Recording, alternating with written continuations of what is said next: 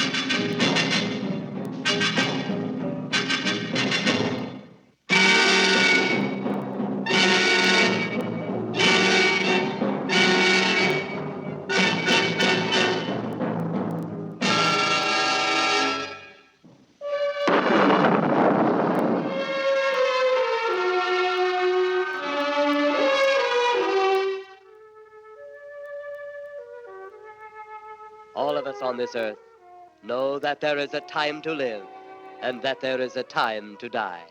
Yet death is always a shock to those left behind. It is even more of a shock when death, the proud brother, comes suddenly without warning. Just at sundown, a small group gathered in silent prayer around the newly opened grave of the beloved wife of an elderly man. Sundown of the day, yet also the sundown of the old man's heart. For the shadows of grief clouded his very reason.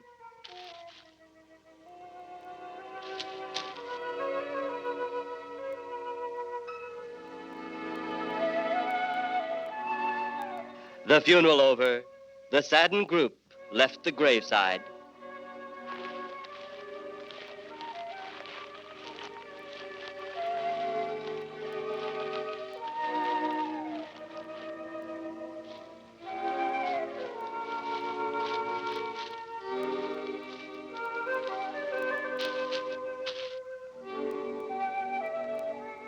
It was when the gravediggers started their task that strange things began to take place.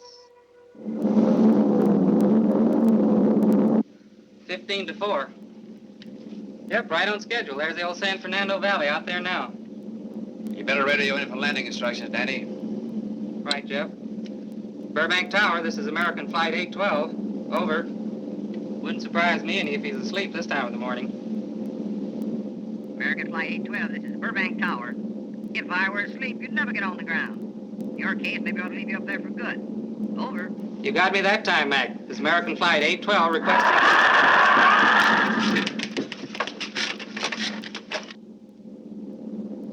Burbank Tower to American Flight 812. Over. Burbank Tower to American Flight 812. Over. Holy mackerel. Burbank Tower to American Flight 812. Are you in trouble? Trouble? Take a look for yourself. What in the world? That's nothing from this world. Burbank Tower to American Flight 812. Are you in trouble? Are you in trouble? Mayday, mayday. Stand by, Burbank Tower. You suppose a passenger saw it?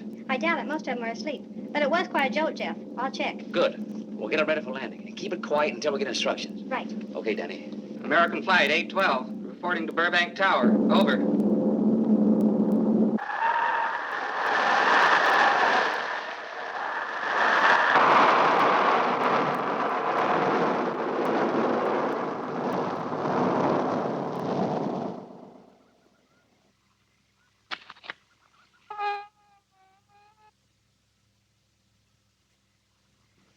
Did you hear anything? I thought it did. Don't like hearing noises, especially when there ain't supposed to be any. Yeah, sort of spooky-like. Maybe we're getting old. Whatever it is, it's gone now. That's the best thing for us, too. Gone. Yeah, let's go.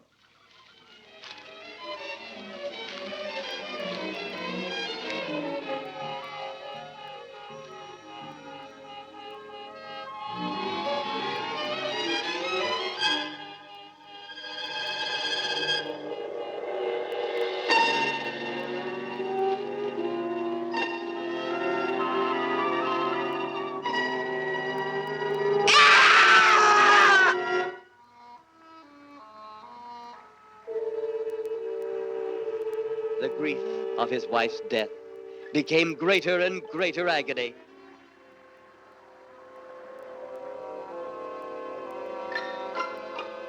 The home they had so long shared together became a tomb, a sweet memory of her joyous living.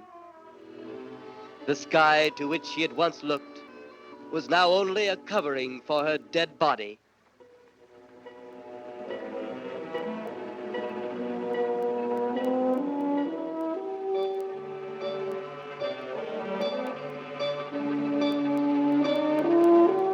The ever beautiful flowers she had planted with her own hands became nothing more than the lost roses of her cheeks.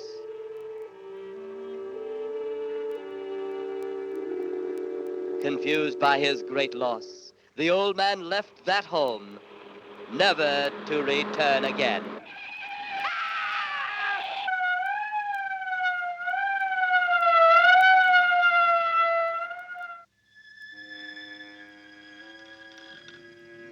At the funeral of the old man, unknown to his mourners, his dead wife was watching. First his wife, then he. Tragic. Tell me something. Why was his wife buried in the ground and he sealed in a crypt? Something to do with family tradition, a superstition of some sort. Oh, Well, it's getting dark. Let's be on our way. Then, as two of his mourners left his final resting place,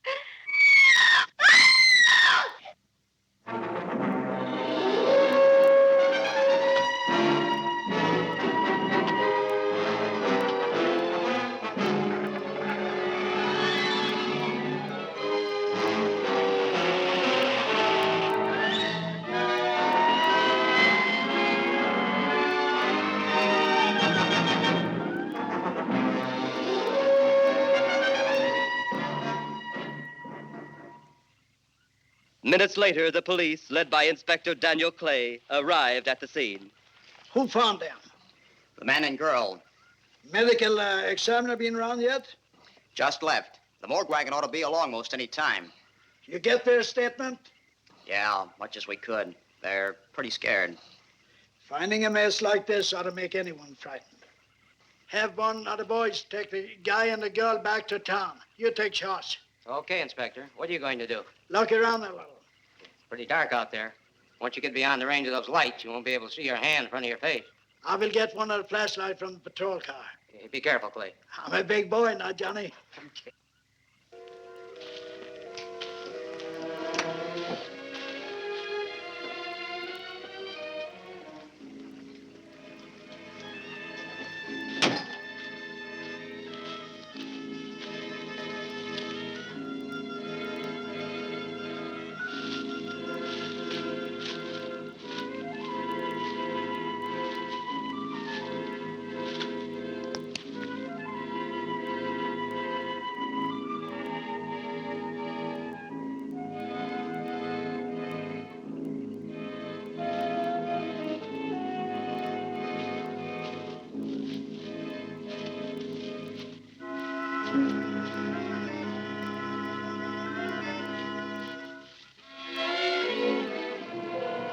Oh, it looks like a bobcat tore into them. Yeah. Say, Lieutenant, did you get that funny odor? How could I miss it? Oh, that'll be the morgue wagon now. That's the fifth siren in the last hour. Something's happened down at the cemetery. A lot of police cars and lights. I stopped, but I didn't see anything. Oh, well, whatever it is, the morning paper will carry the whole story.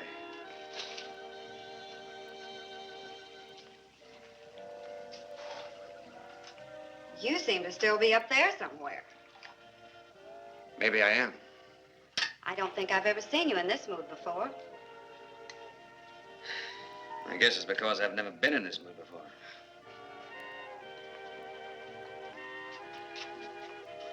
Something about your flight? Yeah. What happened, Jeff?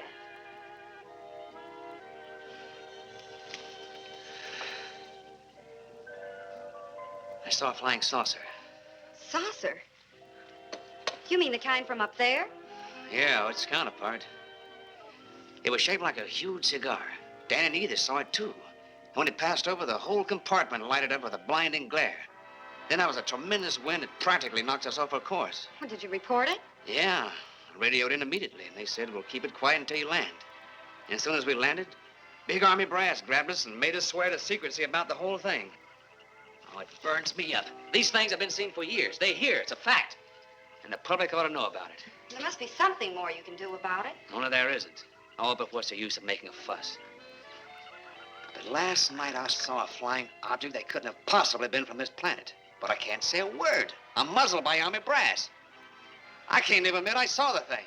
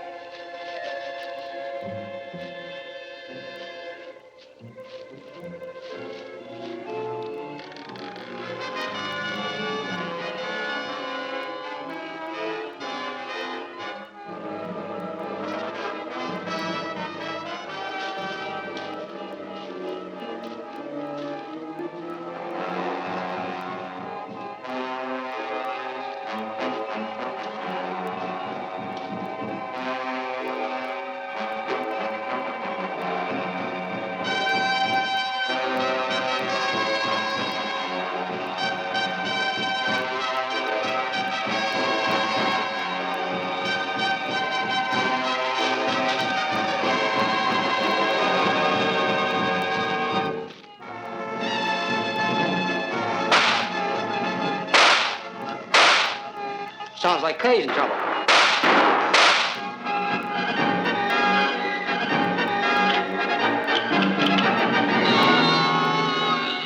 If that apparition we saw had something to do with it, come on.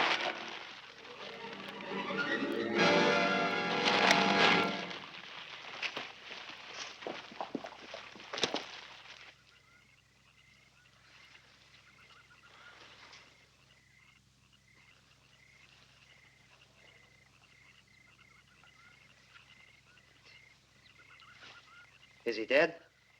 Yeah. He's messed up as bad as those two back there. Suppose that saucer or whatever it was had something to do with this? Your guess as good as mine, Larry. One thing's sure. Inspector Clay's dead. Murdered. And somebody's responsible. You're in charge now, Lieutenant. Yeah, guess I am. Kelton? Yes, sir? Get back up the car and get on the radio. Tell the coroner he's got to make another trip out here. Well, how about the lab boys? Well, who do you think we left back up the car? Boy Scouts? Come on, Larry.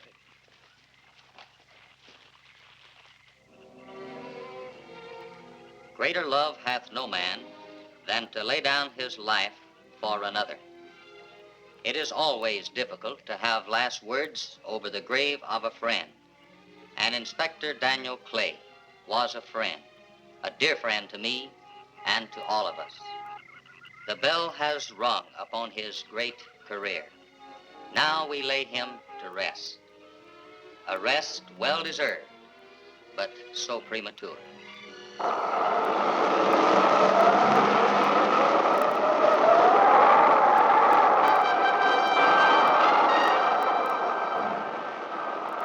People turning south from the freeway were startled when they saw 3 flying saucers high over Hollywood Boulevard.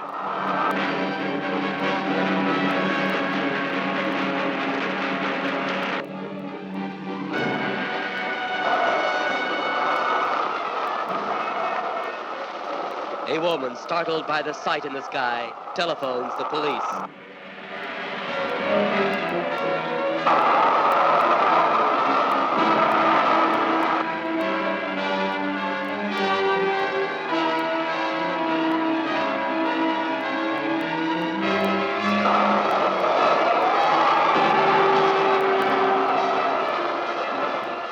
There comes a time in each man's life when he can't even believe his own eyes.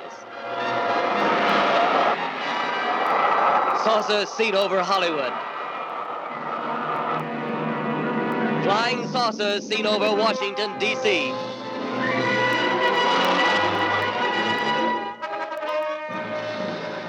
The Army convoy moved into the field.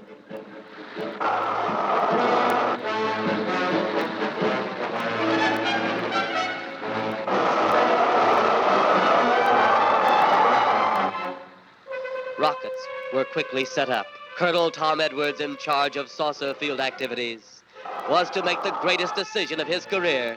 He made that decision. Colonel Edwards gave the signal to fire.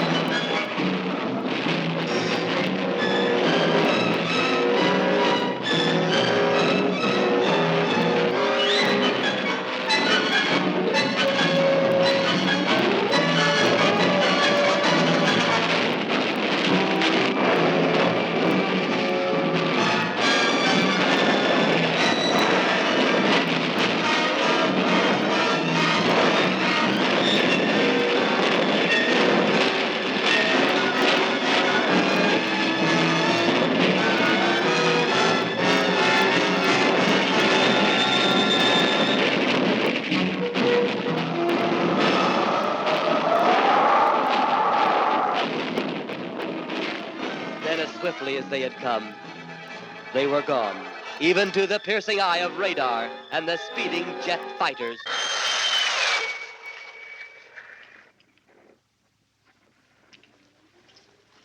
Quite a sight, wasn't it, sir? A sight I'd rather not be seeing. Are you worried about them, sir? Well, they must have a reason for their visits. Visits? Well, that would indicate visitors. Well, the big gun's the usual way of welcoming visitors. We haven't always fired at them. Oh? For a time, we tried to contact them by radio, but no response. Then they attacked a town. A small town, I'll admit, but nevertheless a town of people. People who died. I never heard about that, sir. Well, it was covered up by the higher echelon.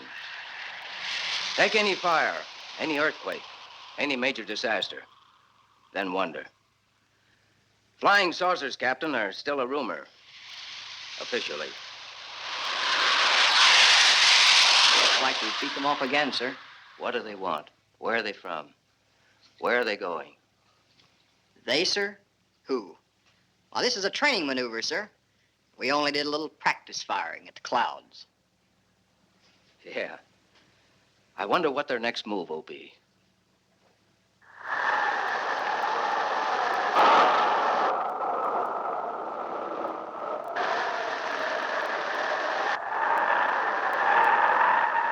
What will their next move be?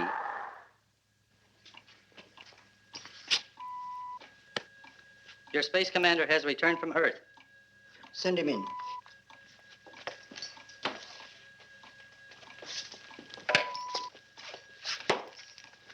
You have your report? We had to pull in here to Space Station 7 for regeneration. We're returning to the planet Earth immediately thereafter. What progress has been made? We contacted government officials. They refuse our existence. What plan will you follow now? Plan 9. It's been absolutely impossible to work through these Earth creatures. Their soul is too controlled. Plan 9.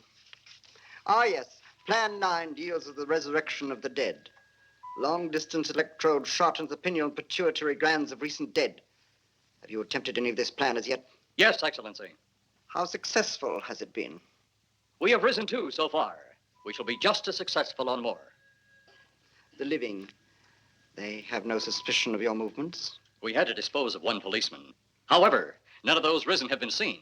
At least not by anyone who still remains alive. It's too bad it must be handled this way. But it must. Those who we take from the grave will lead the way for our other operations. Yes, Excellency. Continue on. Report to me in 2 Earth days. I feared His Excellency wouldn't take our report this well. Well, had he been dealing with our own people, his reaction would have been completely different. He understands the difficulties of the Earth race. What do you think will be the next obstacle the Earth people will put in our way? Well, as long as they can think, we'll have our problems. But those whom we're using cannot think. They are the dead, brought to a simulated life by our electrode guns. You know, it's an interesting thing when you consider the Earth people who can think are so frightened by those who cannot, the dead. Well, our ship should be regenerated. We better get started.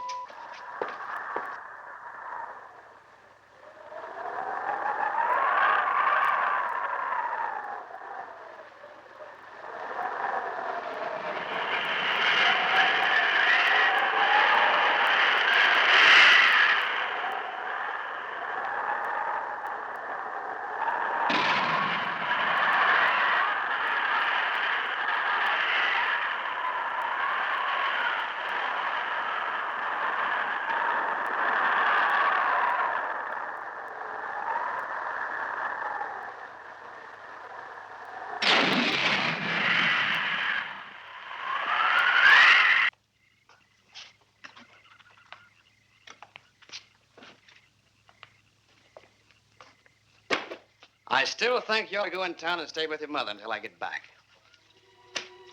This is our home, and nothing's going to take me from it. Besides, most men try and keep their wives from going home to Mama. That's not the point. That's all the point there's going to be. Now, toddle off and fly your flying machine, darling. But if you see any more flying saucers, will you tell them to pick another house to buzz? Be careful. Don't worry about me. Oh, you're the only thing I do worry about. Oh, forget about the flying saucers. They're up there.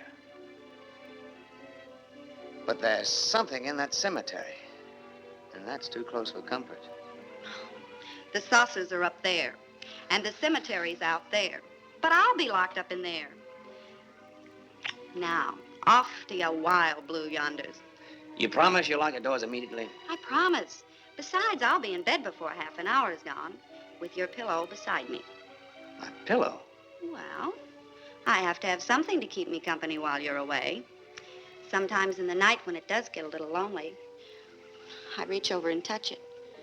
Then it doesn't seem so lonely anymore. A crazy kid.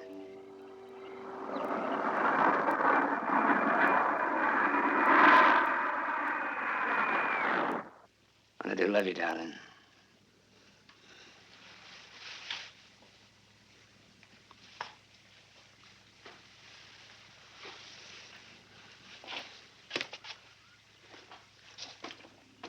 See you Thursday. Goodbye, honey.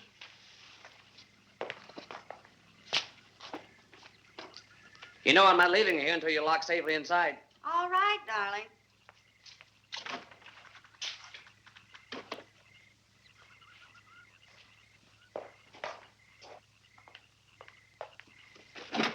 If you're especially nice, I may even lock the side door. And be sure you keep the yard lights on.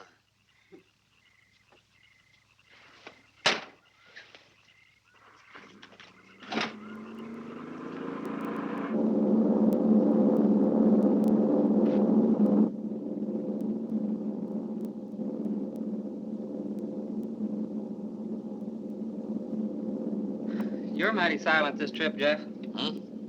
You haven't spoken 10 words since takeoff. I guess I'm preoccupied, Danny. We've got 33 passengers back there that have time to be preoccupied. Flying this flybird doesn't give you that opportunity. I guess you're right, Danny. Paula? Yeah. There's nothing wrong between you two. Oh, no, nothing like that. Just that I'm worried, she being there alone and those strange things flying over the house and those incidents in the graveyard these past few days just got me worried. Well, maybe they haven't figured out those crazy skybirds yet, but I'd give you 50 to 1 odds the police have cleared up that cemetery thing by now. I hope so. If you're really that worried, Jeff, why don't you radio in and find out? Mac should be on duty at the field by now. He could call Paula and relay the message to you. Hi, Edie. Hi, Silence. I haven't heard a word from this end of the plane since we left the field. I've just been giving himself and me a study in silence. You boys aren't feuding. No, Edie, nothing like that. Hey, Edie, how about you and me balling it up in Albuquerque? Albuquerque, have you read that flight schedule, boy? What about it? We land in Albuquerque at 4 a.m. That's strictly a 9 o'clock town. Well, I know a friend that'll help us. Let's have the problem first. Huh, Danny? Oh, he's worried about Paula. I read about that cemetery business. I tried to get you kids not to buy too near one of those things. We get there soon enough as it is. He thought it'd be quiet and peaceful there. No doubt about that. It's quiet, all right, like a tomb. I'm sorry, Jeff. That was a bad joke. Say, I almost forgot what I came in here for. How's the coffee situation? That's for me. It sure wouldn't hurt anything, Edie. Okay, be right back. And say, Jeff, make that call to Mac. Nah, not only she throw cold water on my Albuquerque plan, but now she's repeating herself. How about that Albuquerque ball? I can't resist your charm, Danny boy.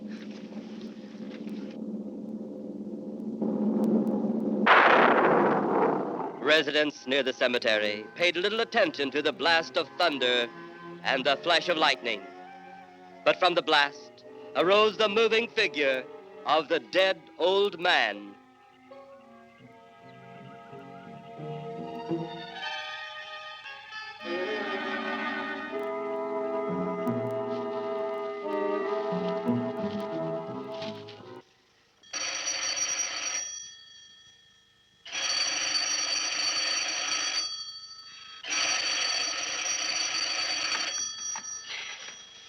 Hello? Who? Mac? Well, hi, Mac. Sure, I'm all right. I just fell asleep. Tell Jeff I'm all right. Okay, Mac. Thanks for calling. Good night.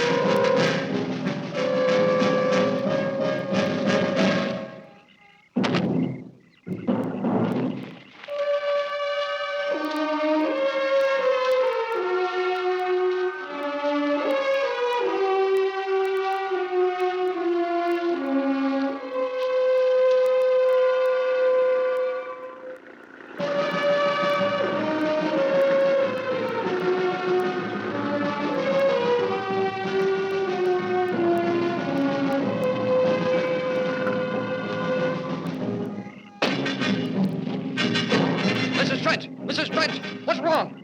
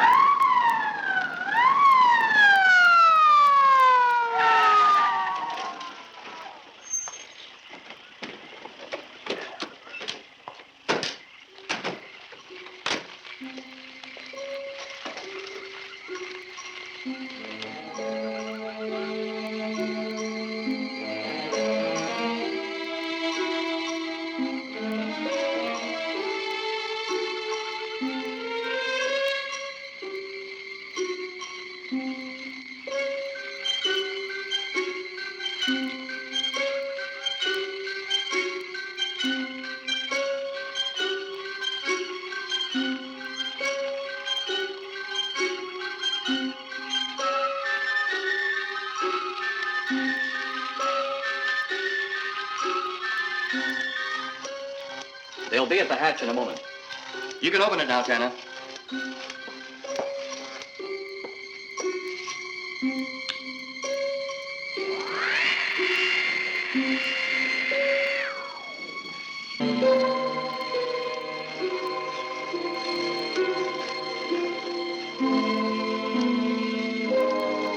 Turn off the electrodes quickly. They can't tell us from anyone else.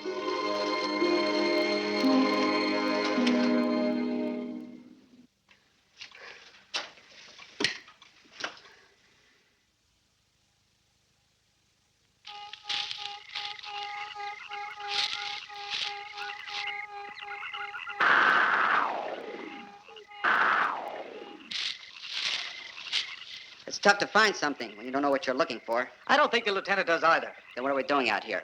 I was off duty an hour ago. Oh, don't ask me any questions. I'm just a hard hand just like you.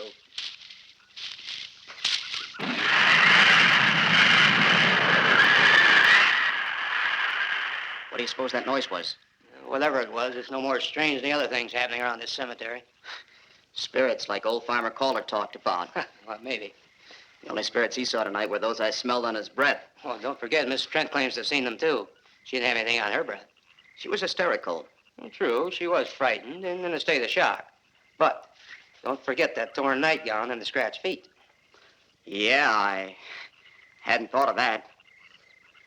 Guess that's why you're a detective lieutenant and I'm still a uniformed cop. Sometimes it's only the breaks, Larry. Meantime, let's get going. Lieutenant, did you hear that? How could we help it? It sure was strange. Know what it was? No more than you do. If it went for orders, I'd get out of here right now. It was a saucer. A flying saucer? What makes you say that? Do you remember the noise we heard the other night? We were knocked to the ground. How could I forget? Exactly. But you're not remembering that sound.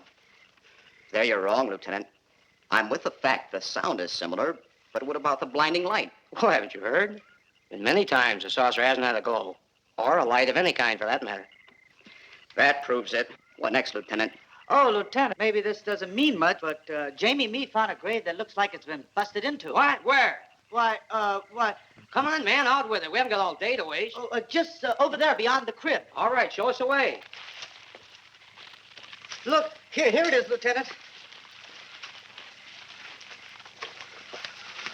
Yeah, it's been broken into, all right. Strange. If someone had broken in, the dirt should be piled up here somewhere. It looks like it's fallen into the grave. Larry, you'll be out of uniform before you know it. Do we have the right to look down there, Lieutenant? Technically, no. No? Well, this spot looks familiar, though. Yeah, we shouldn't investigate any further without the permission of next of kin. Let's go get it. How? I see what you mean. The gravestone's down there. Well, let's go down and find out whose grave it is. How? By going down and finding out. Are you sure you mean that, Lieutenant? If I didn't mean it, I wouldn't have said it. Scared? Well, why do I always get hooked up with these spook details? Monsters, graves, bodies. Oh, all right.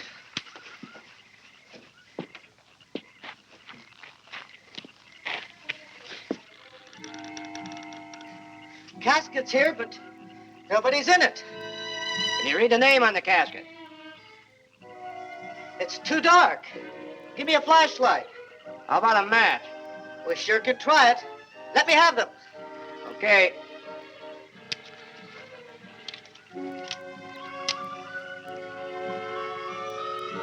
It's Inspector Clay's grave, but he ain't in it.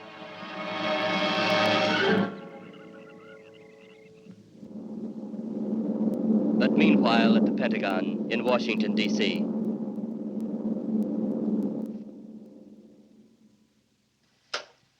Right, G2. Come in. Yes, of course. I'll keep in touch. Come in, Colonel Edwards. Close the door. At ease, Colonel. Thank you, sir. Sit down.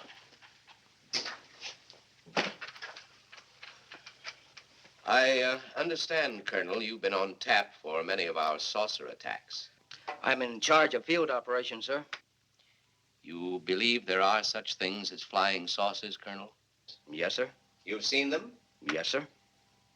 You realize there's a government directive stating that there is no such thing as a flying saucer. Yes, sir. You stand by your statement that you've seen flying saucers? Well, yes, sir. This could mean a court-martial, admitting this against direct orders. General Roberts, may I speak freely? You may. How could I hope to hold down my command if I didn't believe in what I saw and shot at? I like you, Colonel. Thank you, sir.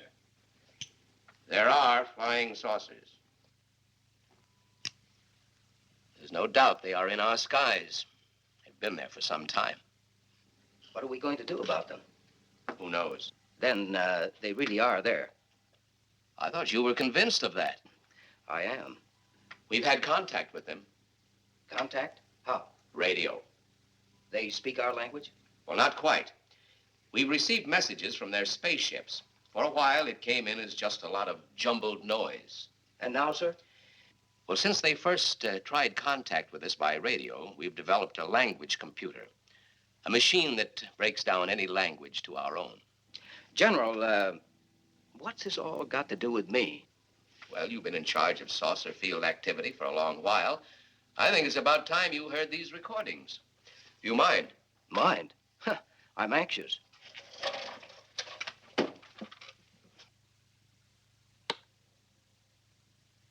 This is Eros, a space soldier from a planet of your galaxy. I fully realize our language differences. However, I also know you finally have perfected the dictoroboter, or as you on Earth call it, the language computer. So you can now understand that which I speak. Since the beginning of your time, we have been far beyond your planet. It has taken you centuries to even grasp what we developed eons of your years ago. Do you still believe it impossible we exist? You didn't actually think you were the only inhabited planet in the universe. How can any race be so stupid? Permit me to set your mind at ease. We do not want to conquer your planet, only save it. We could have destroyed it long ago if that had been our aim. Our principal purpose is friendly. I admit we have had to take certain means which you might refer to as criminal. But that is because of your big guns which have destroyed some of our representatives. If you persist in denying us our landings, then we must only accept that you do not want us on friendly terms. We then have no alternative but to destroy you before you destroy us. With your ancient, juvenile minds, you have developed explosives too fast for your minds to conceive what you are doing. You are on the verge of destroying the entire universe. We are a part of that universe. This is our last... That's the end of that one. Atmospheric conditions in outer space often interfere with transmitting. How many of these recordings do you have, General? An even dozen up to now. This was the last one. We received it over a month ago. Do you think they mean business? We can't afford to take any chances. Come over here. You ever been to Hollywood? Oh, a couple of times, a few years ago. You're going to be there in the morning.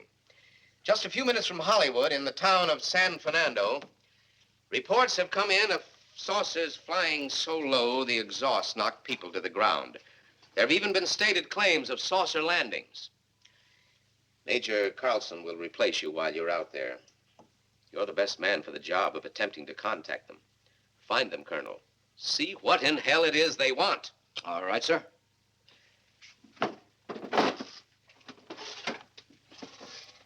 These are confidential reports, Colonel. Read them over carefully on the plane. Turn them over to intelligence when you get to Los Angeles. They'll have further orders for disposition. Yes, sir. Colonel Edwards? Yes, sir. Good luck. Thank you, sir.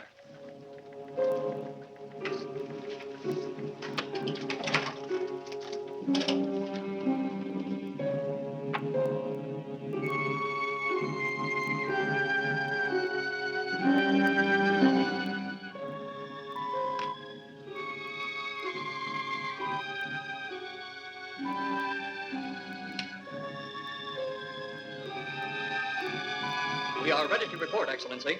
You are many days late. It was unavoidable. We tried to transmit via televisor, but atmospheric conditions made transmission impossible. You should have transmitted as soon as conditions permitted. I thought time was of the essence. Suspicion has fallen upon our movements. Our ships have been viewed near the point of operations. And what has this added time gained, Eros? We have successfully risen 3 of the dead ones. Permit me to see one. Bring in the big one. Use your small electrode gun. I have taken 2 ships from your command. But that will leave only my ship. It is necessary that you continue your mission alone. I have need of your other ships elsewhere. Even though you have risen 3 of the Earth's dead, the plan is far from successful. And you, Eros, must prove it an operational success before more time, energy, ships, and your countrymen may be spent on it. We will not fail. Everything is on our side.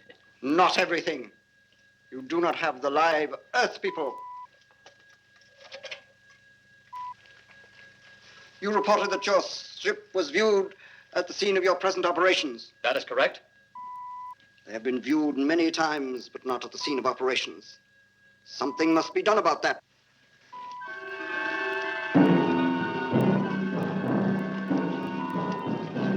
Stop him, Tanner. He's close enough. Turn off your electrode gun. No! No! Stop him, Tanner! I can't get it. It's jammed. Stop him, you fool! Drop the gun to the floor, Tanner. The metal will break contact.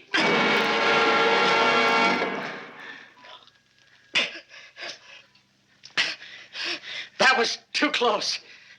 Yes. Bring the giant here that I may get a better look at him.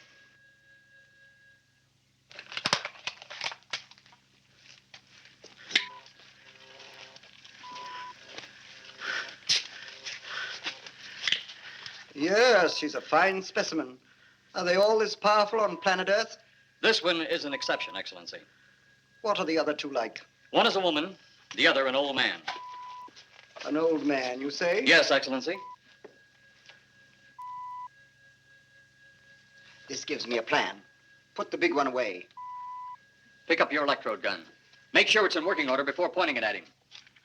Whatever made it jam seems to have been cleared by the fall. Take him back to the ship.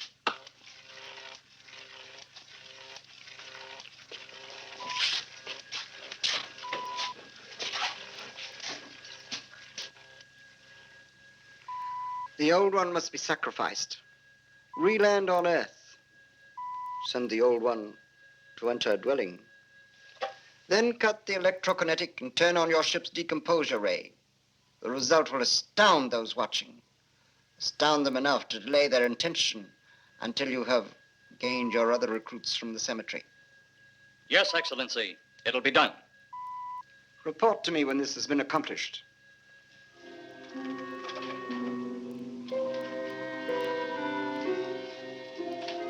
Eros, the Earth people are getting closer to that which we fear.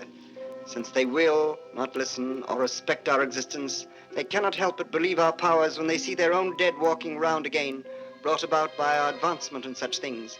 As soon as you have enough of the dead recruits, march them on the capitals of the earth. Let nothing stand in your way. Their own dead will be used to make them accept our existence and believe in that fact.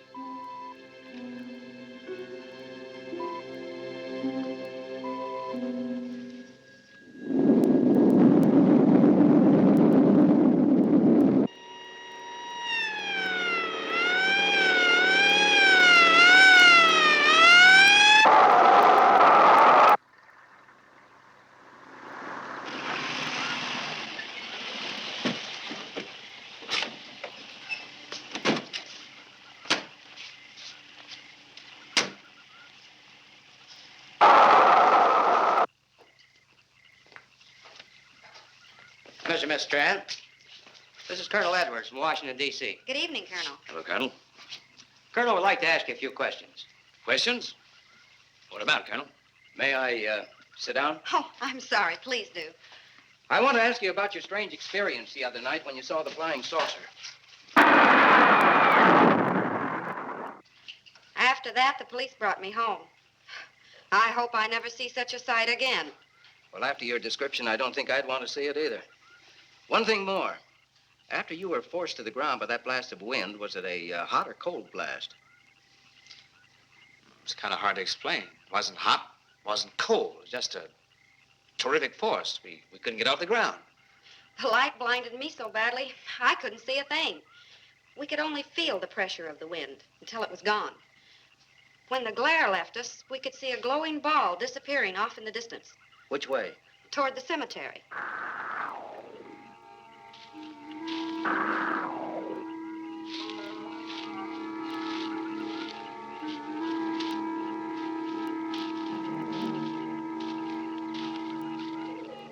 This is the most fantastic story I've ever heard. And every word of it's true, too. That's the fantastic part of it. Colonel, we found a lot of suspicious things out in that cemetery. But then again, we didn't find anything to base a fact or suspicion on. Hey, do you hear anything?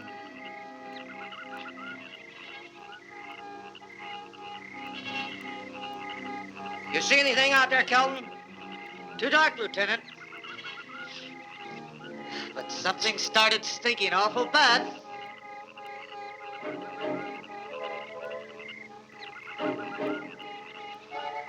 There's something out there.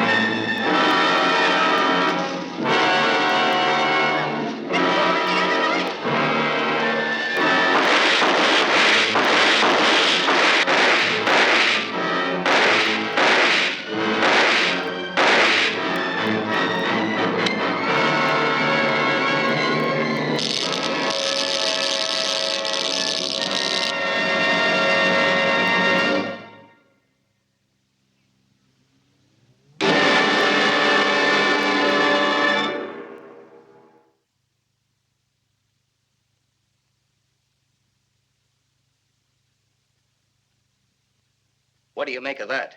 You got me. Didn't look that way a minute ago. What about your man? Oh, the excitement, I forgot all about Kelton.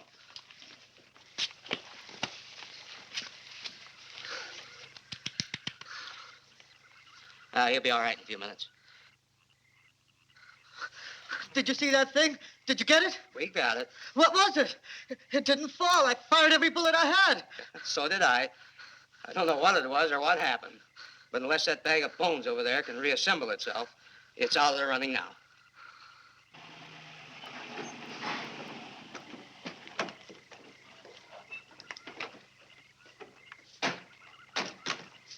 Colonel, I've been out here so often you think I've taken a lease on this place. Not a long lease, I hope. I see what you mean. But you know, I can't help but feel the answer's out here somewhere. Is the girl safe? Mrs. Trent, you better stay with the car. Stay here alone? Not on your life. Modern women. Yeah, they've been that way all down through the ages, especially in a spot like this. Calvin. Yes, sir. Stay with Mrs. Trent. All right, Lieutenant. Now, you stay close to the officer, honey. I'd feel safer with you. Now, the lieutenant knows best. Well, I don't like it, but I guess there isn't much I can do about it.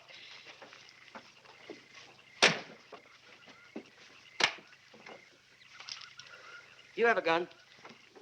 No. You know how to use one? After 4 years in the Marine Corps, Here. you think we'll need these? You never tell. Let's get going.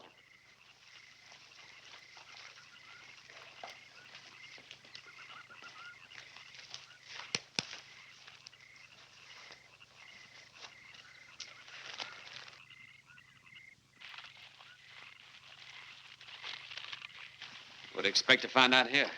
Well, there's only one answer to that, Mr. Trent. We'll know when we find it. Inspector Clay's grave's right over here. Is that the one you told me was broken into? Yes.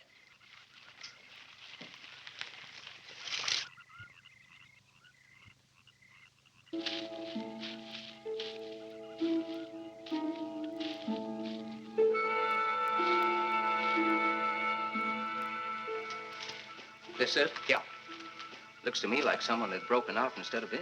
I figured that, but that's impossible. Look, Colonel, some things just can't happen. Yeah, well, after that apparition that was draped across Mr. Trent's patio, I would say we should keep our minds open to anything. Look, Colonel, I'm a policeman. I've got to deal in facts. But I guess I'll have to go along with you. You know, I'll bet my badge right now we haven't seen the last of those weirdies. They'll discover our ship soon. You going to let them find us? It's the only way. These are the same men who have been so close so often. They must be halted before they can inform others about us. But there were others in the car. They'll be taken too. Send the big one for the girl and the policeman. I'll turn on the dictorobatary so we may converse with them.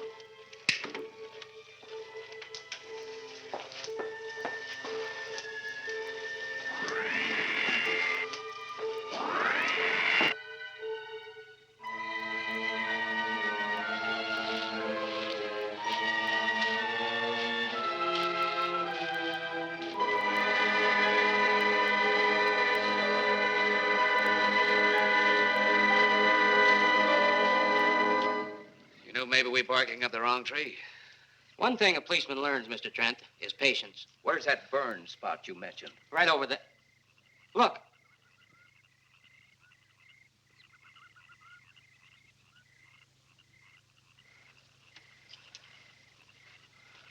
We'll investigate, but move carefully.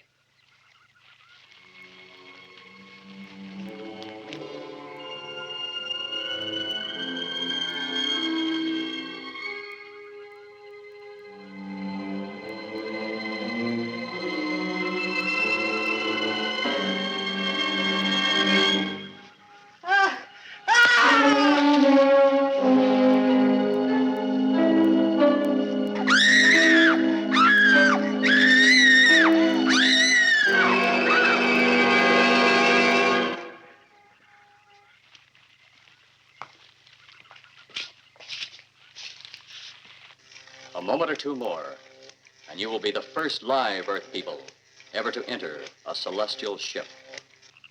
Wow. Boy, how can anything that big hide for so long a time? Never heard metal sound like that before. What do you see? Only my reflection. Must be some kind of one-way glass. I wonder how you get into this thing. I'm not sure I want to find out.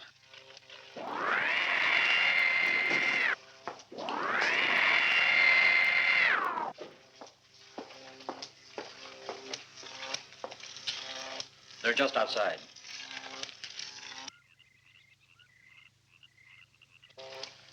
You can open the outer hatch now.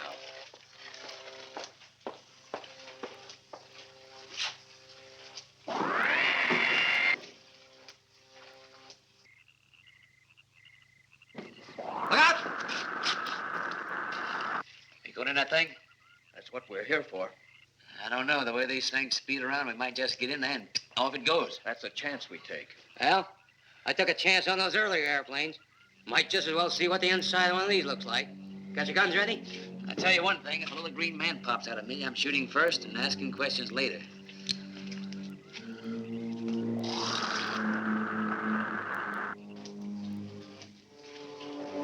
They're in the outer chamber now.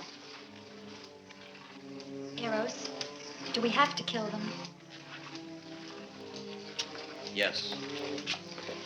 Seems such a waste.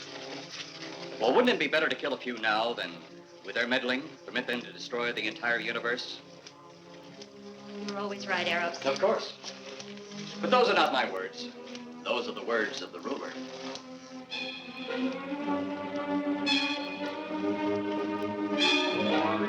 You two stay right where you're at.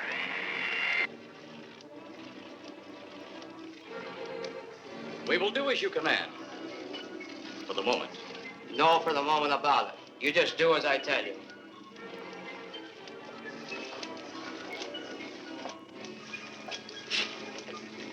You do not need guns. Maybe we think we do. They would be of no use to you now. They've been mighty useful before on flesh and blood. And you two look like you've got a lot of both. True, they would be effective upon us. If you were to have the opportunity to use them. Mister, if you don't get away from that control board, I'll show you just how effective they can be. Shall we talk now or wait? Your friends will be here shortly. What friends? Those you left at the vehicle. If you've done anything to Paula... Take it easy, Mr. Trent. Oh, I assure you no harm has come to her. Would you like to see? Next time you try that, I won't aim at the board. You're a headstrong young man. I was only going to turn on the televisor so you could see her movements. Go ahead, my friend, but move very carefully.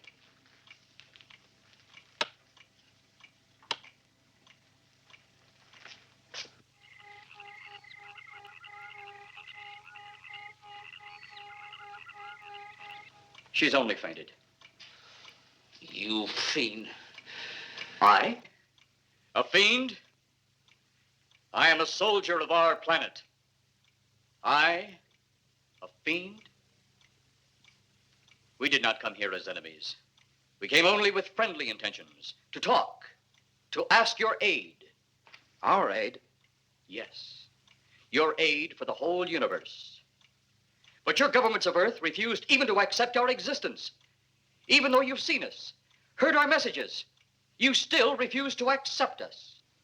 Why is it so important that you want to contact the governments of our Earth? Because of death. Because all you of Earth are idiots. Now, you just hold on, Buster. No, you hold on. First was your firecracker, a harmless explosive. Then your hand grenade. They began to kill your own people a few at a time. Then the bomb. Then a larger bomb. Many people are killed at one time. Then your scientists stumbled upon the atom bomb. Split the atom. Then the hydrogen bomb, where you actually explode the air itself.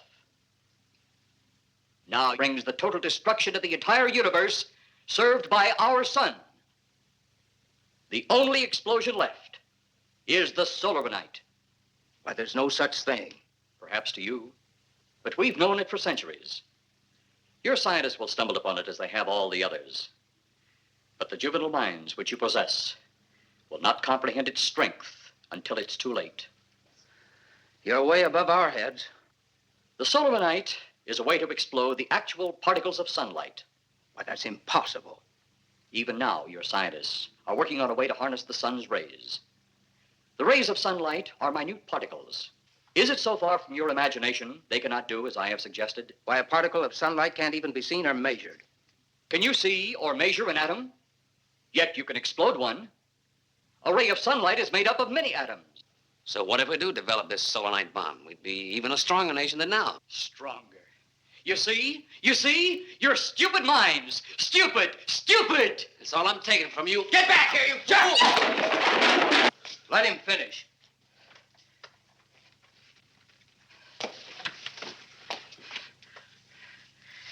because of men like you that all must be destroyed. Headstrong, violent, no use of the mind God gave you. You talk of God? You also think it impossible that we too might think of God? You, who wear the uniform of your country. You see, I wear the uniform of my country. Yes, we've had to use drastic means to get to you, but you left us no alternative. When you have the soul of a night, you have nothing. Nor does the universe. You speak of solar night, but just what is it? Take a can of your gasoline. Say, this can of gasoline is the sun. Now, you spread a thin line of it to a ball, representing the earth. Now, the gasoline represents the sunlight, the sun particles. Here we saturate the ball with the gasoline, the sunlight. Then we put a flame to the ball. The flame will speedily travel around the earth, back along the line of gasoline to the can, or the sun itself. It will explode this source and spread to every place that gasoline, our sunlight, touches. Explode the sunlight here, gentlemen. You explode the universe. Explode the sunlight here, and a chain reaction will occur direct to the sun itself and to all the planets that sunlight touches, to every planet in the universe. This is why you must be stopped. This is why any means must be used to stop you. In a friendly manner, or as it seems, you want it. He's mad. Mad? Is it mad that you destroy other people to save yourselves? You have done this. Is it mad that one country must destroy another to save themselves? You have also done this. How then is it mad that one planet must destroy another who threatens the very existence? That's enough! In my land, women are for advancing the race, not for fighting man's battle. Life is not so expansive on my planet. We don't cling to it like you do. Our entire aim is for the development of our planet.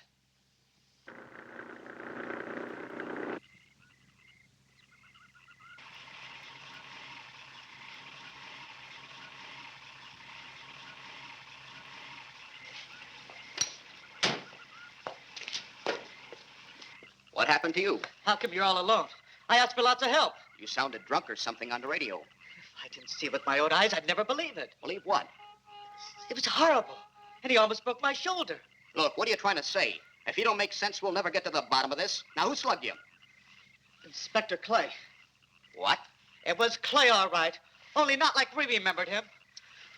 Well, his leg was busted into, wasn't it? Next, you'll tell me you saw skeletons. We did, earlier. Now I know you're off your rocker. All of us saw it. The lieutenant, the colonel, everybody. Where's the lieutenant now? We've got to find him. Mrs. Trent is gone. I was left here to guard her. But Clay showed up and put me out of the running. And the second time tonight, and I'm getting darn tired of it. Which way were they going? Off that way. Come on.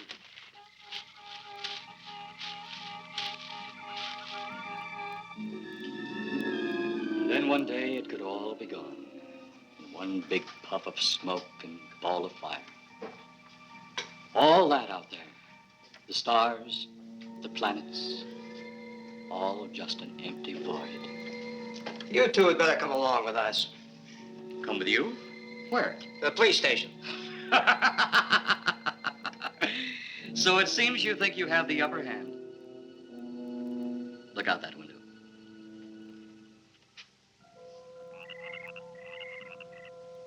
Jeff.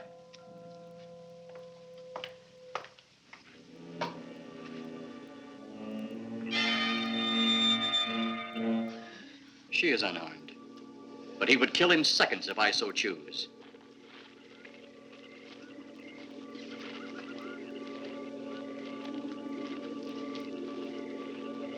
Holy cow!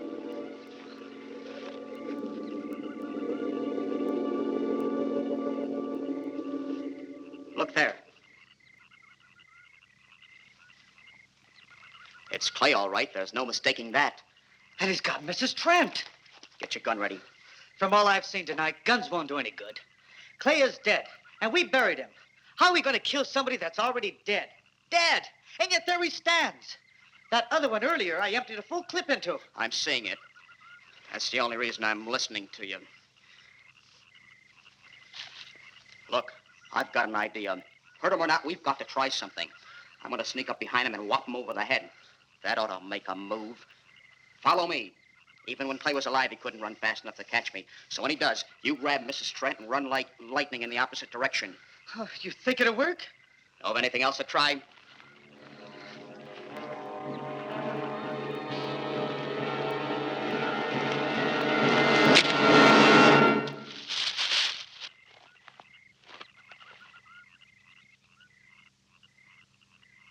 Oh, I'll be all right. Take care of the others. Your men have felled the big one. This could only happen because the electrode ray is off. He'll walk again when I turn it on. Hold it. Right there. Suppose the lieutenant and the others are in that thing. Well, supposing there are Martians or something in there.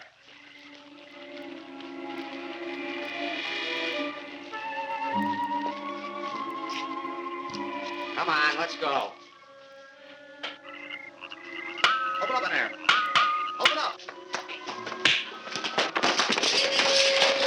Get that door open. Colonel, I wouldn't know one switch from another.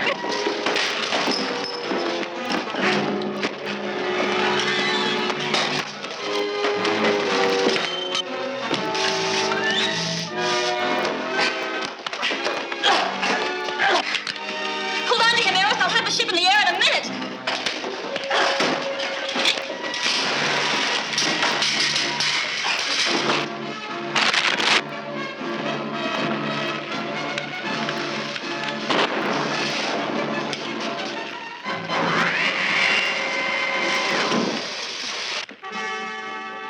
Get out of here, Jeff. The ship's on fire.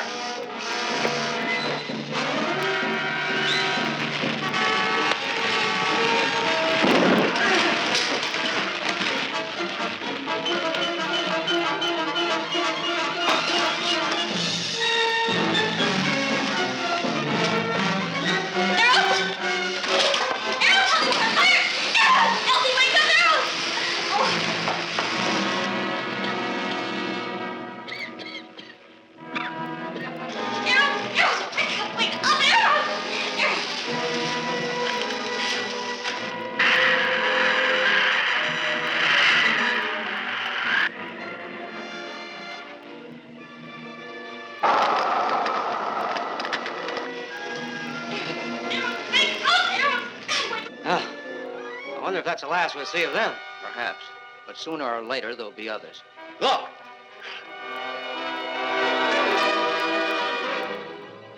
Have they caught that woman? That thing yet? Hey, that's right. There's another ghoul running loose. And it's my guess that she'll look like him. With the ship and the ray gun gone, they have no control. We gotta hand it to them, though. They're far ahead of us.